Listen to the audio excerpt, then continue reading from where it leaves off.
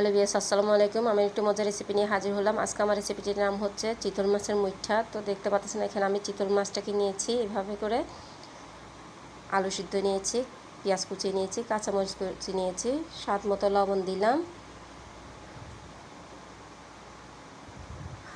সামান্য পরিমাণ হলুদের গুঁড়া দিলাম, সামান্য পরিমাণ মরিচের গুঁড়া দিচ্ছি, সামান্য পরিমাণ ধনিয়ার গুঁড়া দিচ্ছি, কর্নফ্লাওয়ার দিচ্ছি 1 চা চামচ, দেখতে পাচ্ছেন, পাঁচফোড়নের গুঁড়া দিচ্ছি সামান্য পরিমাণ, টমেটো সস দিচ্ছি সামান্য পরিমাণ, সয়া সস দিচ্ছি একদম সামান্য পরিমাণ করে, 1 চা চামচ থেকেও কম, আদা রসুন বাটা দিলাম, সামান্য পরিমাণ ডিম দিচ্ছি। দেখতে পাচ্ছেন আমি ডিমটাকে কিভাবে দিচ্ছি।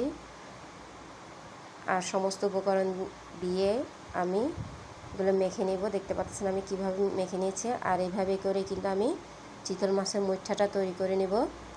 তো দেখতে পাচ্ছেন এখানে আপনারা চাইলে কর্নফ্লাওয়ারটা হাতে লাগিয়ে এভাবে তৈরি করে নিতে পারেন, কিংবা ময়দা লাগিয়েও তৈরি করে নিতে পারেন। তবে প্রথমে আমি একটি প্যানে পানি ফুটিয়ে নিয়ে একে একে সব মুইঠাগুলো দিয়ে দিলাম। এগুলোকে আমি এভাবে কিছুক্ষণ রেখে দিব। দেখতে পাচ্ছেন। আর আমি চিতল মাছটাকে কিন্তু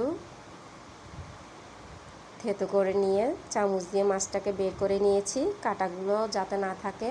দেখতে পাচ্ছেন আমি একটি প্যানে তেল গরম করে নিয়ে পেঁয়াজ কুচিগুলো দিয়ে দিলাম, সামান্য ব্রাউন কালার করে নিয়ে একে একে সব উপকরণ দিচ্ছি। টমেটো কুচি দিলাম, কষানোর জন্য পানি দিচ্ছি। আর এই মুইঠাটা কিন্তু খেতে খুবই ভালো লাগে গরম ভাতের সাথে। তো দেখতে পাচ্ছেন আমি 1 চা চামচ হলুদের গুঁড়া দিলাম, 1.5 টেবিল চামচ মরিচের গুঁড়া দিচ্ছি,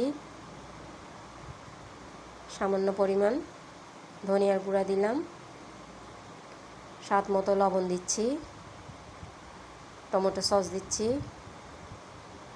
সয়া সস দিচ্ছি 1 চা চামচ, আদা রসুন বাটা দিলাম, এলাচ দারুচিনি দিলাম। আর এগুলোকে আমি ভালো করে কষিয়ে নেব। আমি গোটা পাঁচফোড়ন দিচ্ছি, কাঁচামরিচ দিচ্ছি, লেবুর রস দিচ্ছি। আমি মুঠাগুলো দিয়ে দিচ্ছি। আর এই রান্নাটা মূলত আমি 2 বার করতেছি।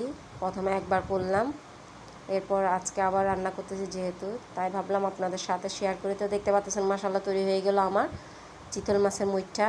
খুবই অসাধারণ একটি রান্না, খুবই মজাদার একটি রান্না। আপনারা অবশ্যই এভাবে একবার হলে তৈরি করে দেখবেন। আমার চ্যানেলটিকে লাইক, শেয়ার এবং সাবস্ক্রাইব করে দিবেন, ফলো করে দিবেন। আপনাদের সহযোগিতায় কিন্তু আমি অনেক দূরে যেতে পারবো। তো দেখার জন্য সবাইকে ধন্যবাদ।